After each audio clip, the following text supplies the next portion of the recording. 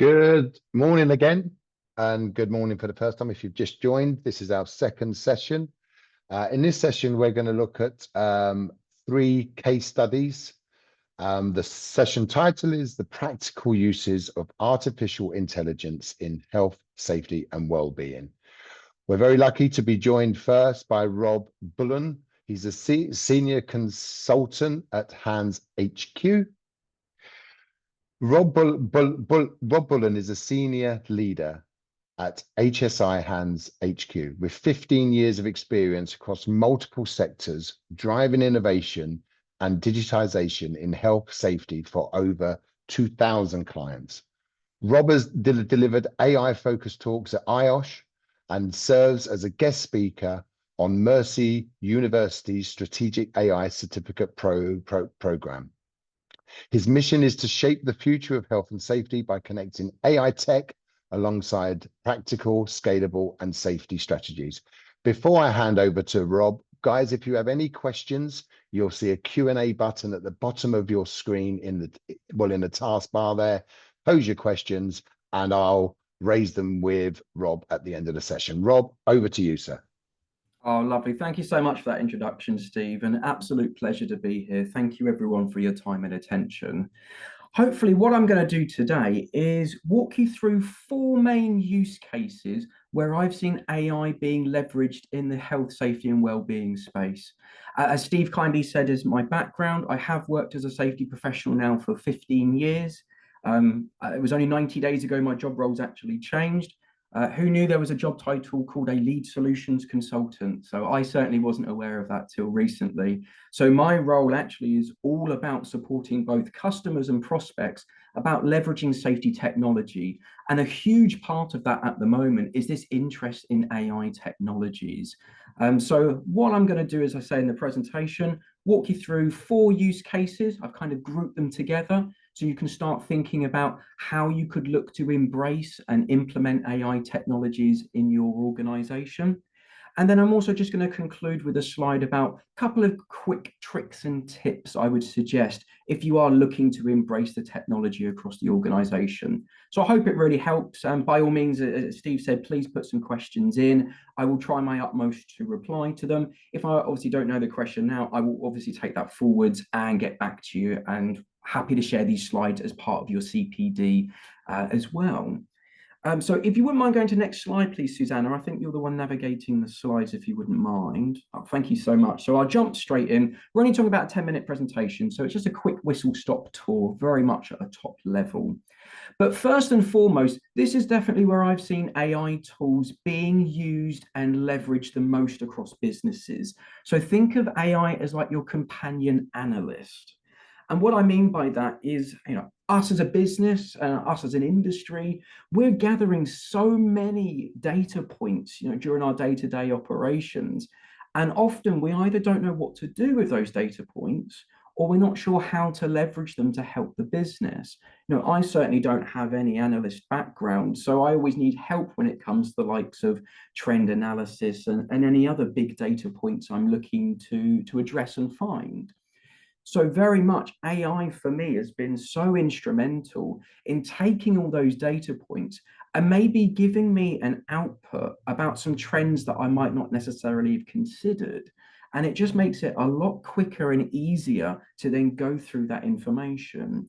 Of course, we know that AI tools aren't completely infallible. They do need sense checking to make sure that they have drawn the right conclusions and they've got the right process in place.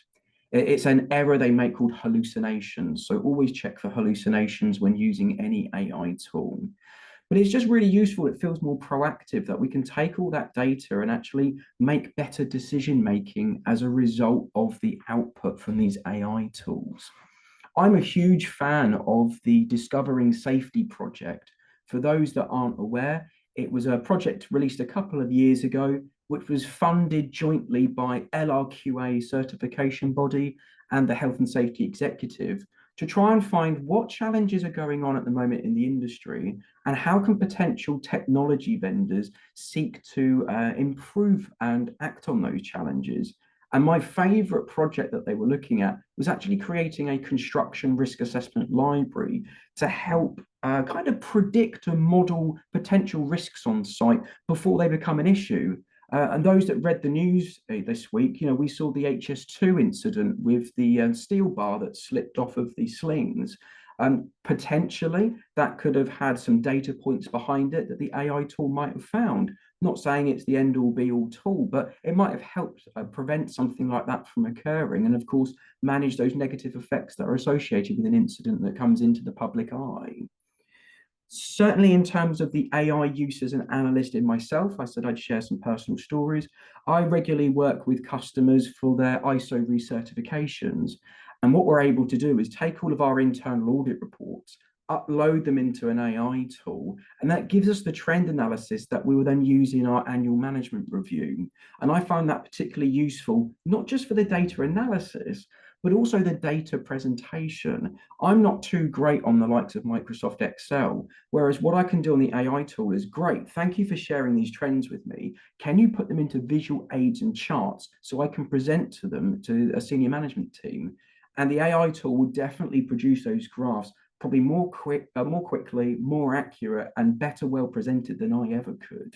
So I've really liked the fact that it doesn't just help with that data interpretation, it's the data presentation as well. Suzanne, if you wouldn't mind skipping then to the next slide, my second use case is around using AI as your soundboard. As I mentioned, I've been a health and safety professional for 15 years now. And I've often found it quite a lonely, isolating role because sometimes you may be that sole consultant on the project if you're in professional services, or sometimes resources can be stretched and you might be the only competent health and safety professional in the organization. So sometimes you do really need to have that safe space to test some ideas and to do some ideation. And I think this is where AI can come into its own as well. So perhaps maybe you're struggling with writing a new risk assessment, such as, I don't know, mental health, for example, or a subject that's, an emerging risk that we're being made aware of in the industry. I'm not saying that the AI tool should solely write the assessment, but you should certainly use it like a peer review to say, help me decide if I've captured everything here, or evaluate how you feel that this assessment's gone. And it's a really good kind of peer review space.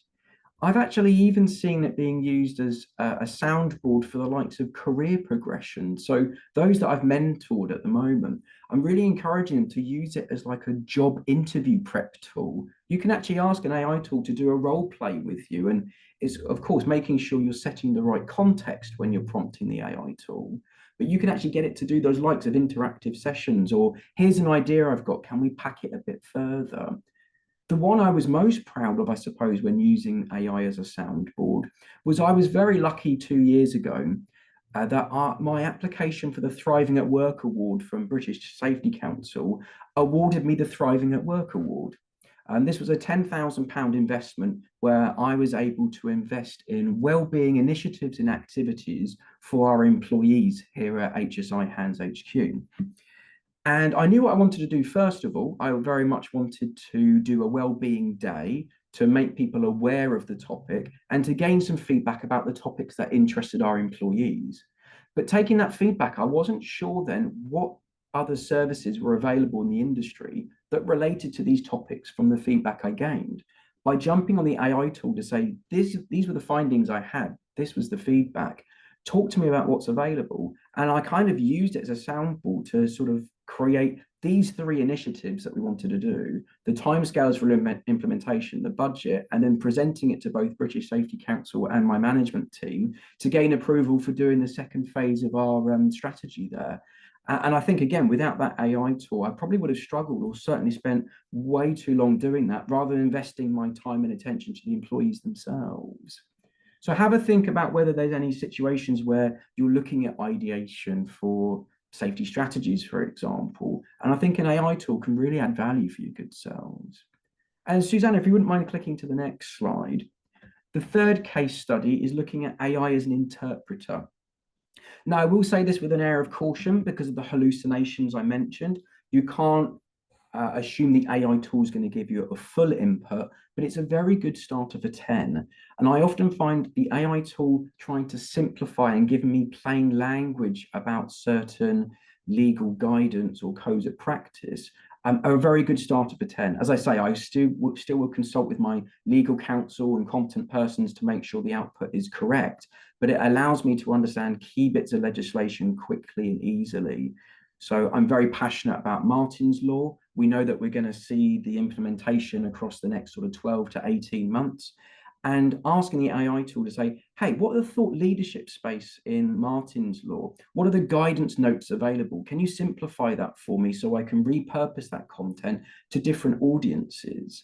And what I really like about it, interpreting that and giving me the plain language, is that meaning that I can present to a range of different audiences that may need to understand a piece of legislation or a good practice document, and get them to truly engage and influence into taking action, rather than just using maybe my convoluted language, is putting it in a manner that the audience understands. So I feel the AI tool is actually leveraging more accessibility and inclusivity across an organization.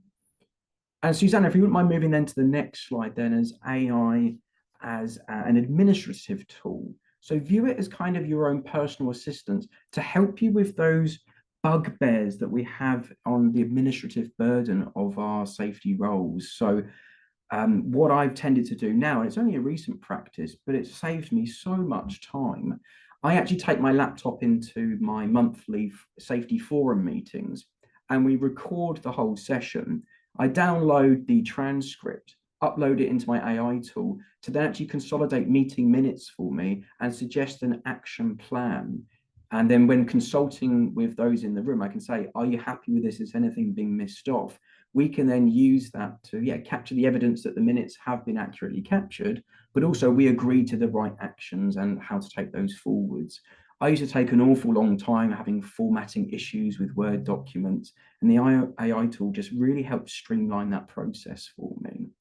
So definitely think about what are the admin tasks that are causing a burden, and is the AI tool able to kind of leverage and improve that for yourselves? And last but not least, Suzanne, if you wouldn't mind clicking just to that final slide before I take any questions.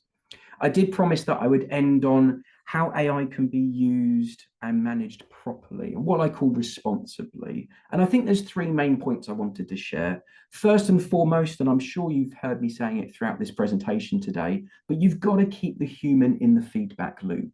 Yes, it's a great tool. I think it's a career enhancing rather than career limiting tool, but very much it is still a risk that needs to be managed in the business, and the people still need to make those decisions. So I always suggest that make sure that outputs of the AI tool are reviewed and never delegate that final responsibility.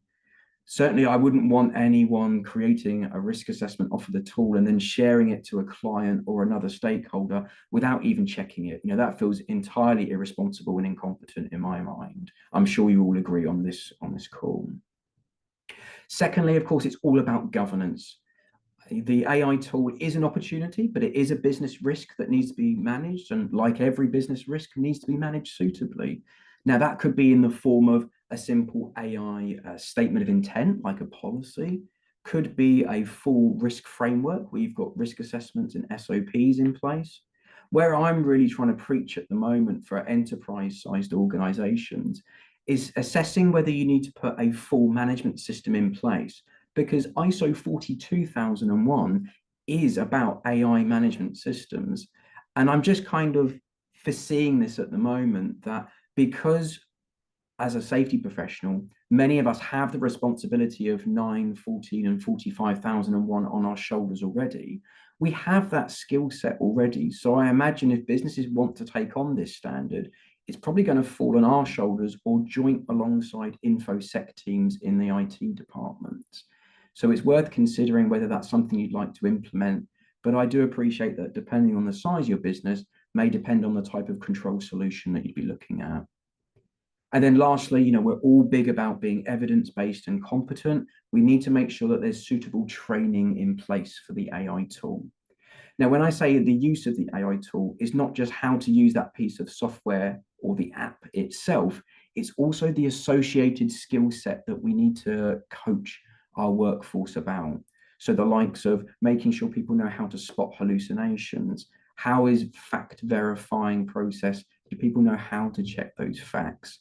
And how are people actually prompting and coaching that AI tool? You know, they are soft skill sets in themselves that need to be sort of taught to make sure that the tool's being used properly. So I'll pause for the moment just to see if there's any questions that have come in. Once again, everyone, thank you for your time and attention. I really hope that there's one use case there that sticks out, or certainly some considerations there if you are looking to embrace AI and associated technology. Thank you, Rob. A very insightful session there. Thank you very much. There's a couple of questions that are all similarly themed, so I'll start with that one. Okay, And sure. this is about which AI tool or tools are you using to get data and analyze data from your audit reports? Brilliant. Thank you, Steve. I don't like endorsing AI tools. Of course, I want to make sure I'm removing the commercial and sales element from the conversation. But I'm actually using ChatGPT for that. So looking to, I've got the ChatGPT level 5, sorry, the 5th version, that allows you to then consolidate reports into a zip file and then upload it. And it was doing my data analysis there. But I'm just to caveat that I'm sure there's other AI tools out there that can do it.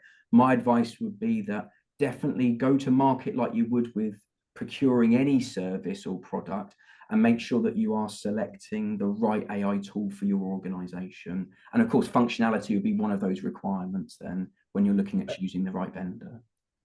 That makes sense, Rob. Listen, I think we've got time for one more. Our next speaker joins us in just a couple of minutes, and this is a difficult question to answer in two minutes. But where does one start? The use case here is we've got somebody in facility management as a QHSC manager. Where do you start trying to adopt AI? Oh, I mean, that's a great question, Steve. Thank you for asking it. The main part is about prioritization, I would suggest. So what are you currently working on? What are the challenges in your department that you're looking to solve? And I would suggest go back to my slides and challenge whether one of those 4 use cases relates to that challenge or problem. So can I solve this problem with the AI being the analyst? Can it be with the soundboard? Can it be as an interpreter? Or can it be as a coordinator? So if you look at the AI as like a job tool, I suppose, or a solution, you're just going to have to look at, here's my safety strategy. These are the challenges or goals that I need to face. And then challenge yourself, can the AI tool do that? Yes, you may need to go to market and see what AI tool is available for said challenge, but at least you're grouping those use cases together to see, am I truly using AI because it's leveraging an improvement, or am I just using it because it's a sexy subject and everyone else is doing it? You know, that. Yeah. So my first advice is identify your problem first and see if the market and a use case already exists to solve that. Perfect. Okay, well, thank you. Susanna, I presume we've got Dr. Colin Chambers waiting in, well in the wings. Just before we let Colin in, I'll just quickly say there's been a couple of questions about GDPR data, etc. We do have a session later on in the day that looks at the legality, so I'm sure they'll be picked up there. Really fair point, Steve. Yeah, thank you, Rob. Thank you, sir. It's really good. Thank you. Take care, everyone. It's been a pleasure. Thank you.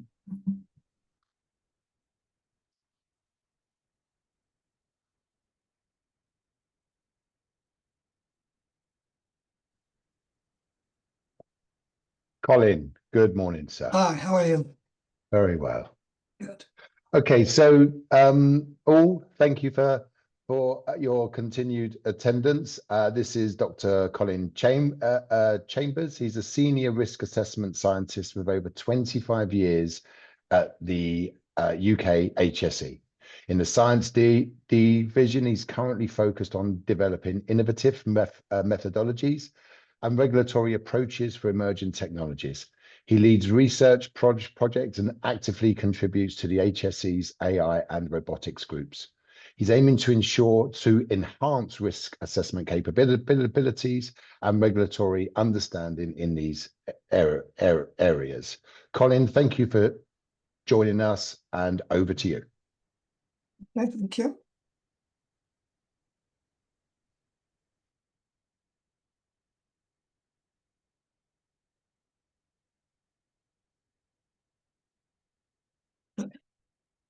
Okay, everybody. My name's Colin Chambers, and I'll be speaking to you today.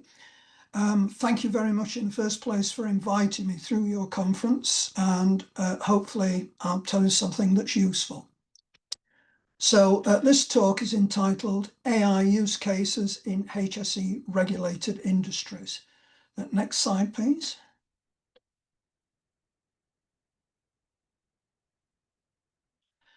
All right. So basically, HSE regulates the application of AI in a number of industrial sectors. And to support that regulation of AI, HSE needed to understand what people are using AI for in the first place, and then look to understanding what are the problems associated with that. So we undertook this research project with the following aims. First of all, to produce a database of AI use cases, and that's for internal use, so that our colleagues know what AI is being used for. To identify key factors associated with AI, such as what type of AI, what's it used, why is it used for, etc. And to identify the key health and safety risks, as well as the applied control measures and assurance activities. Next slide, please.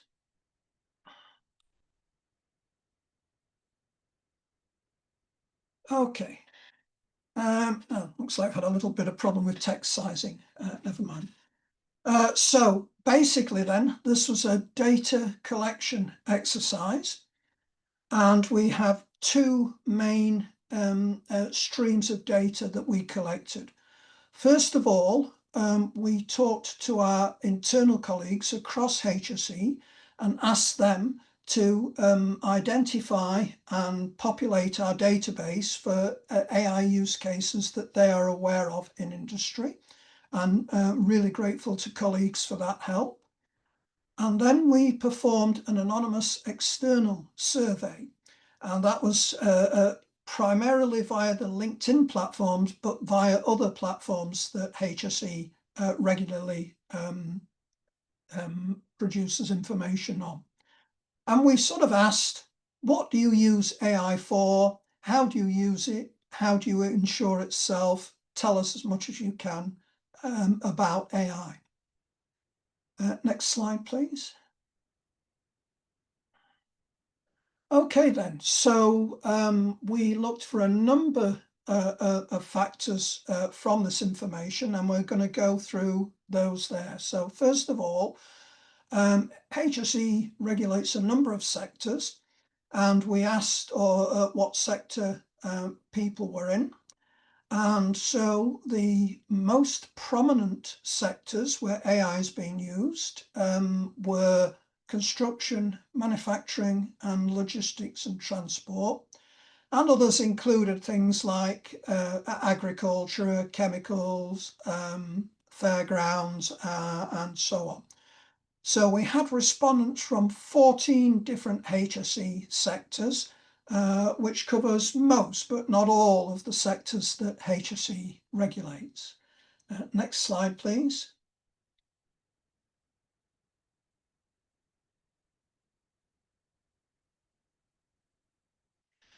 Okay, so from the information that we got back from respondents, we identified 4 main areas where AI was being used. So first of all, maintenance systems, and it was used for things like advanced inspection, coupled with vision systems, and also able to use drones and so on to get to places where people might find it difficult, and then produce film and use AI to analyze that film. AI was also used for failure monitoring in general, and was used as part of a decision support system for maintenance staff. Another area was health and safety management. AI was used for a number of factors here, and I'm minded of the previous talk, but a number of people said they used it to generate risk assessments. And by that, I mean generate a question set for risk assessment. and they said they use this to augment or check for completeness their own risk assessments. It's also used for incident analysis, where combined with camera footage and written incident reports, the AI is able to analyze an incident and identify key problem areas and make suggestions for improvements. And then another popular area that was used for was to generate training material related to safety. And then another major area was the control of equipment and process plant. So it's used to control autonomous vehicles, such as autonomous guided vehicles, robotic systems, used to control complex machinery, and used for industrial process control and process data analytics. So in that case, it was used to typically optimize process performance. And then in operational monitoring, it was used with computer vision to monitor things like checking that people were wearing the correct PPE in different areas of the plant. And in cases of transport, it was used to monitor driver fatigue for long distance lorry drivers, where if the AI spotted signs of fatigue, it would sound a warning to the driver to enable that to be dealt with. Next slide, please.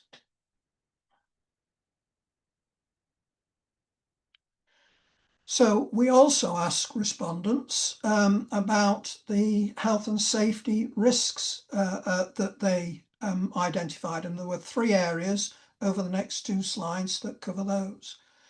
So in human factors, we were told that they were concerned about an over-dependence on AI systems and thought that this would reduce worker attention, and that could be problematic if a hazardous situation arose. There were concerns about de-skilling of workforce, where if a person didn't actively perform some tasks and something occurred, then the person might not be able to deal with the situation adequately. And then another area that was identified was algorithmic management, for example, with parcel delivery firms or warehouse management, where this was considered as something that could lead to significant stress. In the health and safety area, there were concerns about it generating inaccurate safety assessments, and if the operator just took the outcome as read, then this could be problematic. A lack of human oversight was thought to lead to potential dangerous situations. And then in vision systems, it was considered that generation of false positives or false negatives would lead to operators mistrusting the system and therefore losing the benefits of actually having the AI systems in the first place.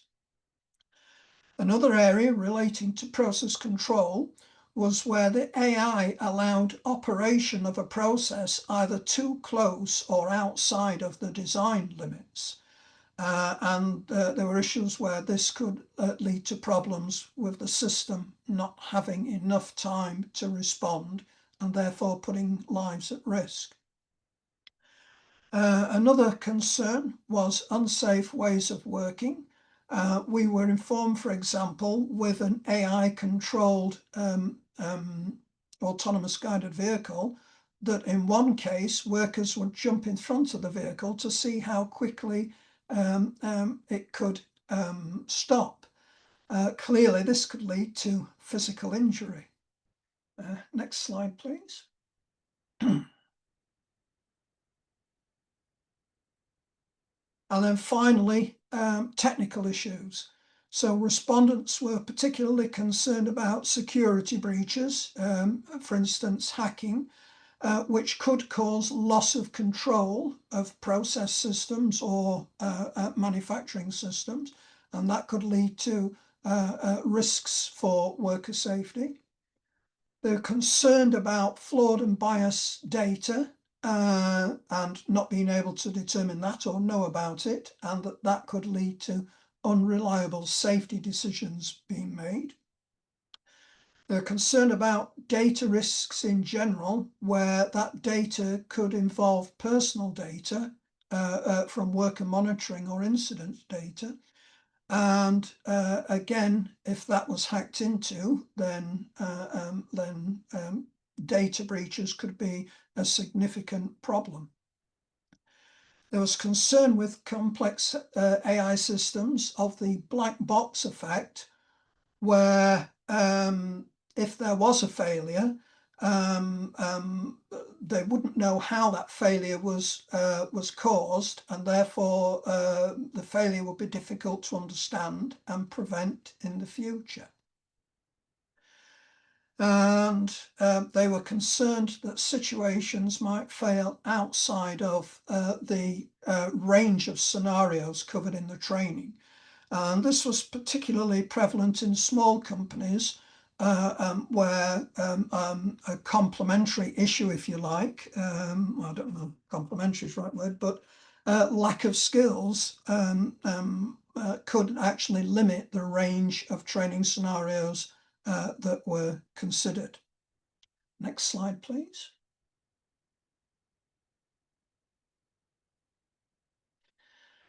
So we then asked respondents what assurance and control measures did they have in place with AI systems that they had.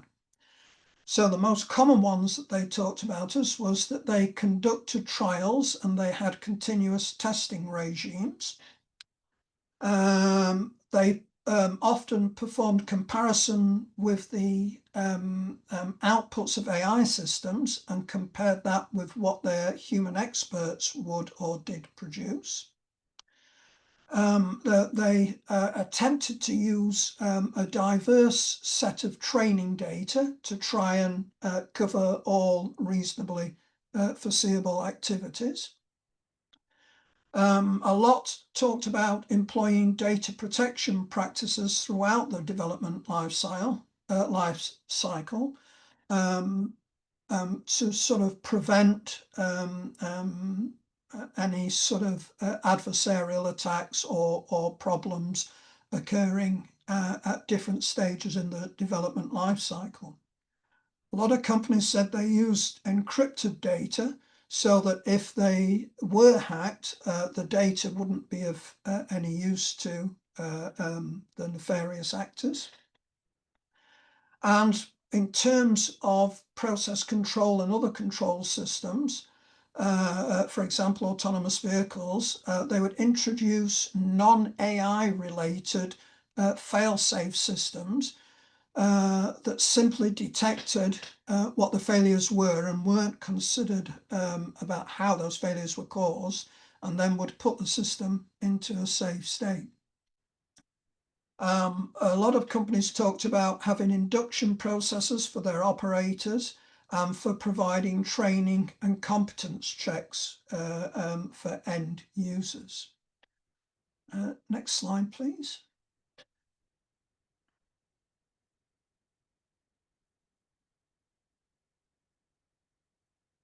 So another thing that we asked the respondents is what were their challenges that they incurred when they implemented these systems.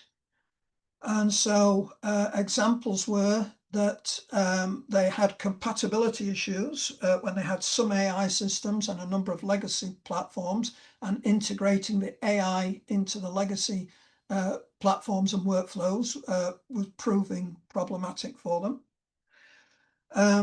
Pre-processing the data for use in training AI models was a particular problem for them.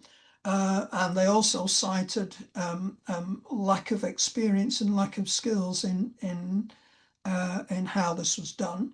And pre-processing the data is extremely important because for a start you remove unnecessary data and you try and take care of biases and so on. So if that's not performed well, then your system won't perform well. They had issues with securely storing data, especially on scalable systems, and they were concerned about access controls and how this worked throughout their company. They were concerned about an over-reliance on AI and how that would reduce awareness and increase automation bias, thus leading to potential problems. A particular area which I think impacts on everywhere was that they were concerned about the lack of trained individuals to work with AI. So a lack of competence of people who perform various tasks within their company related to AI. They were concerned about the costs of implementing AI and were concerned about the lack of free software that would help them to develop and use AI. Because they didn't want to spend money until they determined that the use of AI would actually give them a benefit. There was a general concern within companies that not just companies, but individuals within companies were either too cautious or too over-optimistic. And in case of over-optimistic was where they would sort of employ AI systems to perform tasks without understanding the limitations of AI and the problems with that. And then in terms of being too cautious, well, the thing that you want to use AI for is to give you gains in terms of productivity, in terms of safety, and so on. And, you know, it's a good tool to use or set of tools. So being cautious is not a good thing. There was concern with poor internet connectivity whilst using online tools. In a lot of cases, we didn't get necessarily a lot of detail of why this was an issue to them. And this was one of those, because that would have been interesting to know. And they were particularly concerned about data privacy, GDPR and so on, and protecting sensitive company data. Next slide, please.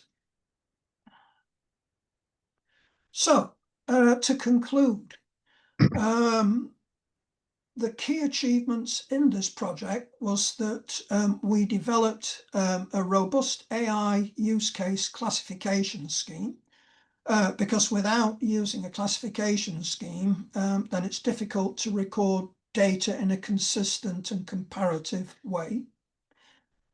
We established an AI database of applications across a wide number of AI regulated sectors. And that's now being used by other colleagues within our organization to help them identify areas that could be problematic for them, and also to act as an input to further research. Excuse me. We identified a number of diverse applications, from documentation support to predictive monitor to predictive monitoring in maintenance and to worker safety and monitoring. And we were able to recognize a number of emerging AI-related health and safety risks, which would feed into our sort of policy and regulation tasks as we move forward with regulating AI. Okay, that's it. So if anybody would like to ask any questions? Thank you very much, Colin. Great session. We're out of time for questions, I'm afraid. We've got Nadia waiting in the wings. Colin, there are some questions in the Q&A tab at the bottom of your screen, sir. You can just type and answer to those. There's 4 open questions there now, and nothing left to say to me except, Colin, thank you very much for your time, sir. Excellent session. Thank you. Okay, next we have Yazim. please forgive me if I've pronounced that incorrectly. Nada. Nada is an engineer and is the Director of Safety, Risk and Regulation and Planning at Dubai's Road and Transport Authority, the RTA. Nada brings over 20 years of experience in safety, sustainability and risk management, with advanced qualifications in chemical engineering, public administration, and multiple international certifications. She leads a key strategic function within rail safety certification, enterprise risk management, sustainability, and innovation initiatives like all autonomous vehicles and green mobility, all while actively contributing to national and professional engineering bodies within the UAE. Nada, we are so happy to have you here. Over to you. Thank you so much, Steve, for the nice introduction, and good morning to you all. Happy to be here to share RTA's experience on artificial intelligence when it comes to health and safety. Just let me know when I can start presenting, is the yes, you can see the slides. Yes, Nada, you're absolutely fine to go. Thank you. Very good, thank you. So over the next few minutes, if you can go to the next slide, please. Over the next few minutes, I'll take you through the artificial intelligence redefining the landscape of workplace health and safety across the world, in particular in mobility and transportation sector. And together we'll explore how artificial intelligence is driving a new era of predictive and data-driven safety management. And what are the challenges, the readiness in terms of infrastructure, data capacity, governance that become essential and key determinant of success. I will also share a practical example from the demonstration that we have in public sector organization, and this will translate the global transformation into real tangible results. Next, please. Before we dive into health and safety, allow me to share a quick overview of RTA's strategic direction. So RTA at safety, it's not just a priority, it's a core value embedded in everything we do. Our mission is to provide seamless and safe travel with innovative, sustainable mobility solution and services that make every journey in Dubai a world-class experience. And thus, our vision is to become the world leader in seamless and sustainable mobility. And to achieve that, we focus on innovation, sustainability, health and safety, customer happiness, which is all supported by the future-proven organization. And this aligns heavily and strongly with Dubai Smart City vision, where digital transformation and advanced technology drive efficiency and safety across every sector of the organization. Next, please. I'm sure everybody knows about artificial intelligence and how powerful and impactful it is. But let us quickly recall a few points. Artificial intelligence have moved from theory to practice in less than 10 years. We started as experimental algorithm and now has become a critical driver for global competitiveness and efficiency. Today, AI transforming every major sector, from precision medicine and autonomous transport to logistics, education, and workplace management.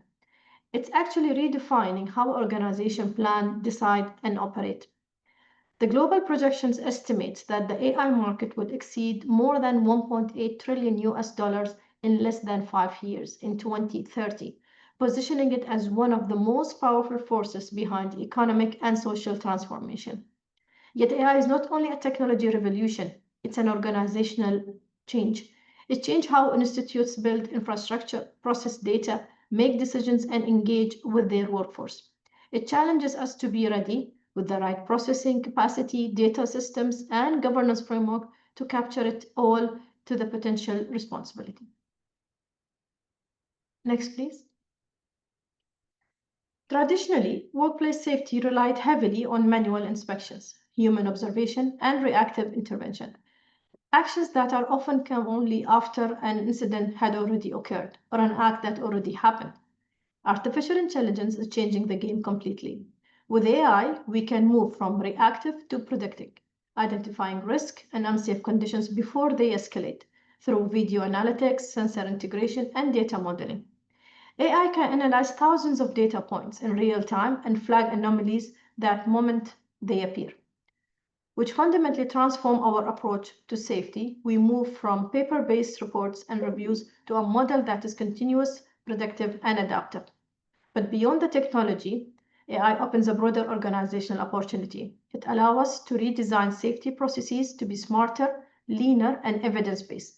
It enhances workforce engagement and embeds accountability and elevates safety from an operational task to a strategic capability. In short, AI enables us to build a culture where safety is not only monitored, it's intelligently managed. Next, please. Before we introduce AI, we had to confront a number of structural challenges and changes that we have to implement with limited how effectively we could manage workplace safety. These challenges simply present in dependency on manual inspections, labor-intensive, and limited visibility of what is actually happening at the ground. And adding to that, the reactive format of reporting, which then impacted the correction and intervention response. Third, we were faced with a human limitation even most experienced inspector can affect by fatigue, subjectivity, and natural constraint of human attention, especially considering the complex ecosystem that we operate in, multiple sites, multiple locations, thousands of workers, and activities that are running 24/7. This scale creates enormous data and coordination challenges. This made it clear that traditional monitoring methods, while valuable, could no longer meet the demand of fast-growing technology-driven organization. And to move forward, we need to strengthen our foundation, building digital infrastructure, investing in processing and storage capacities, and preparing our workforce for a more intelligent data-centered approach. This strategic realization became a turning point that led us to launch our Safety AI Implementation Initiative, an initiative that is designed not only to address existing gaps, but to redefine how we think about safety monitoring altogether. Next, please. We shifted our perspective from traditional monitoring to viewing obstacles as opportunities for transformation. This is to build digital foundation that enables AI to work effectively. That meant ensuring a reliable video infrastructure, stable network connectivity, and adequate processing capacity to handle continuous real-time data streams. We began by utilizing the existing CCTV system that are installed already in our depots, our bus depots, connecting them to an AI-driven analytics platforms that could identify unsafe acts and unsafe conditions automatically. These AI models were trained to recognize any key indicators that, such as missing personal protective equipment, unsafe access of restricted zones, or risky body movement, and to process the information through localized edge computing before transmitting it through alerts to our centralized safety system.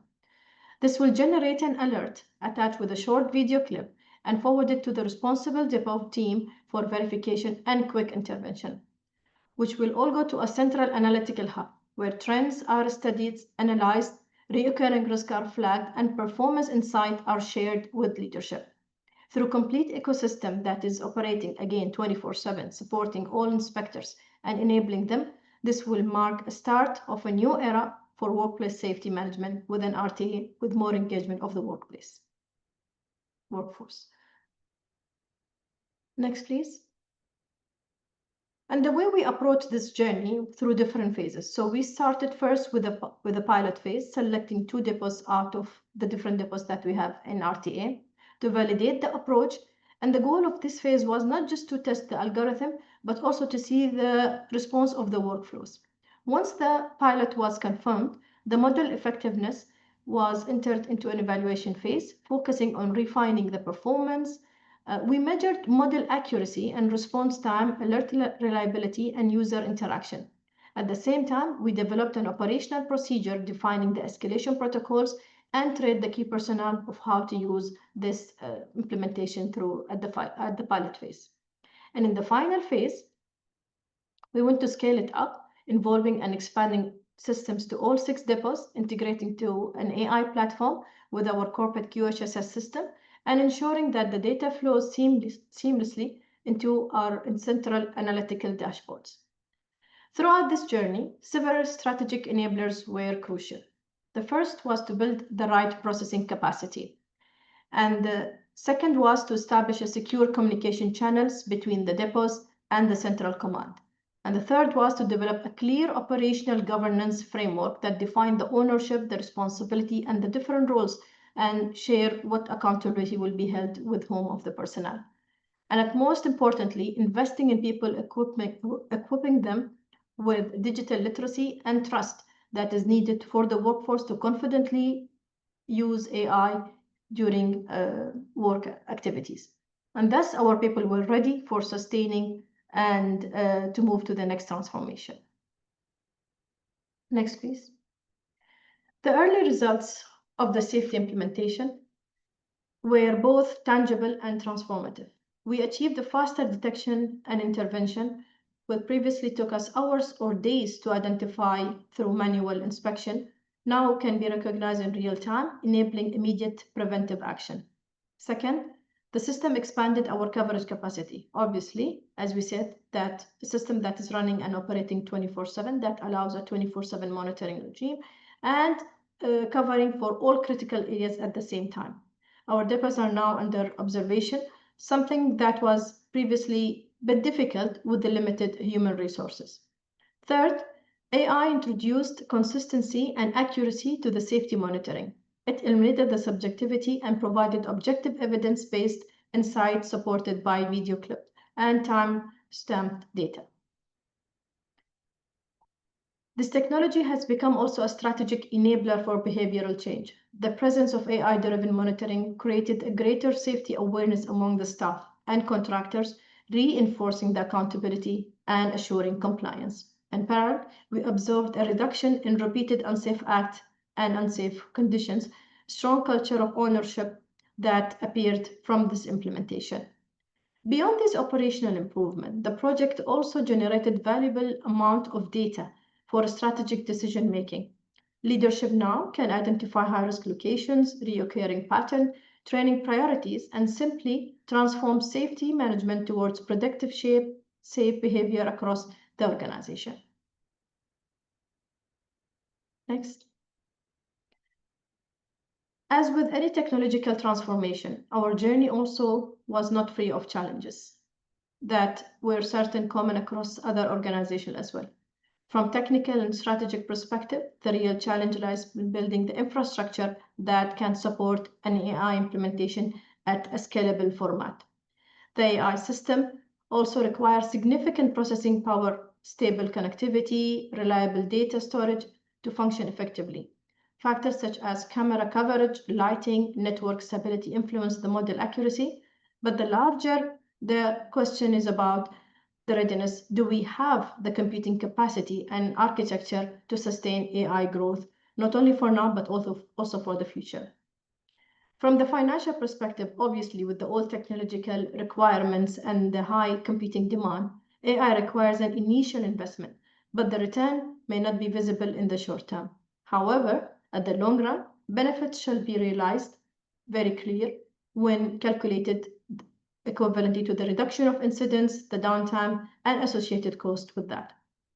There are also broader organizational challenges. Like any major technological disruptor, AI is reshaping how organizations operate, considering privacy and data governance, which are absolutely essential to consider.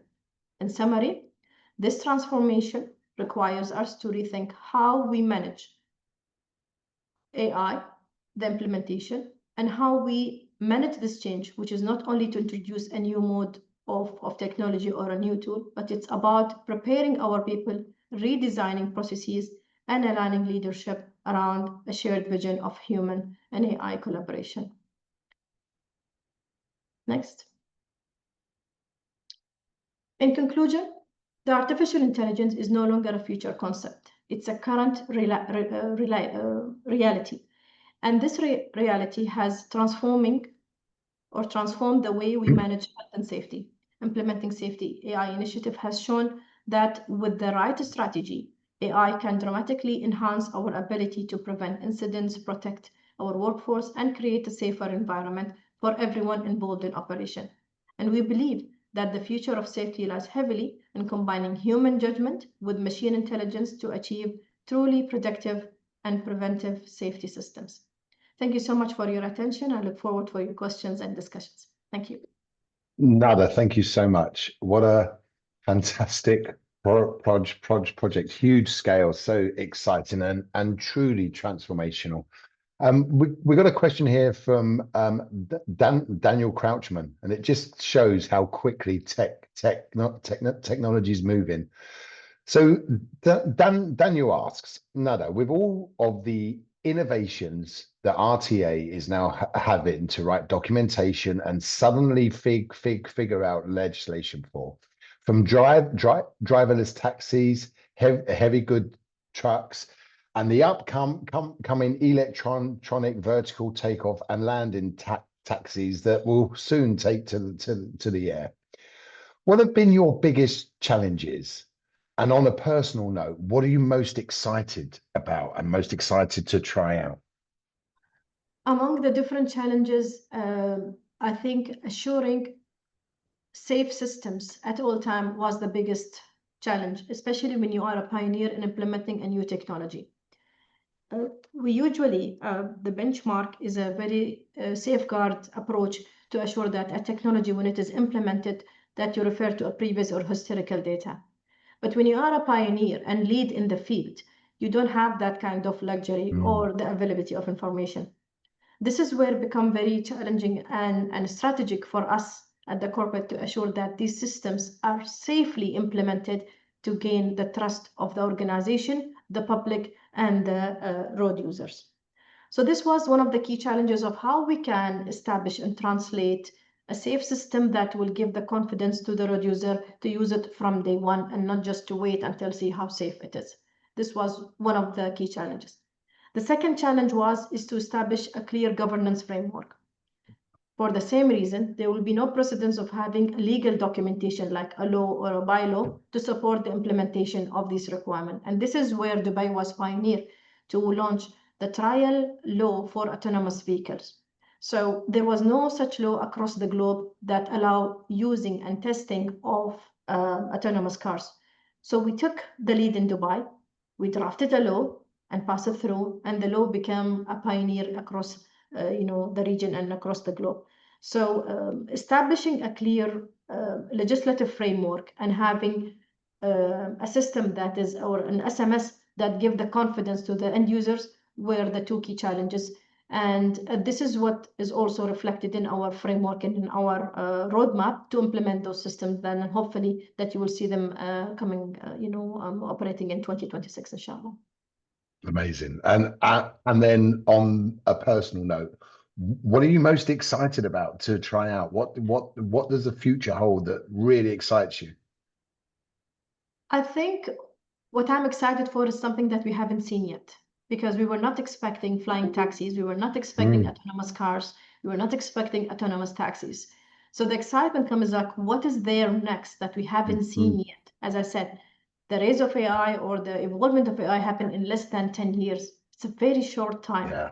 So in the coming 3 to 5 years, I'll be expecting, and I'm predicting a new mode of transport that will be completely different than all of these modes, and will definitely make a step change in how people move from point A to point B. So this is where my excitement is, what future is hiding for us. It's amazing, isn't it? It's just moving so fast. Exactly. Unfortunately, we don't have any more time. Sorry, we don't have any time for any more questions, but Nada, you will see at the bottom of your screen, there's a Q&A button. If you can access that, if you can type answers there if you have time. Just left to say thank you very much. It was a fascinating session, and I am envious of what you've achieved and how you've really pioneered this. Amazing. Thank you so much. To everyone else, we're going to take a short break. We've got 15 minutes. Grab yourself a cup of coffee, perhaps a quick snack, and we'll see you back at midday. Thank you all.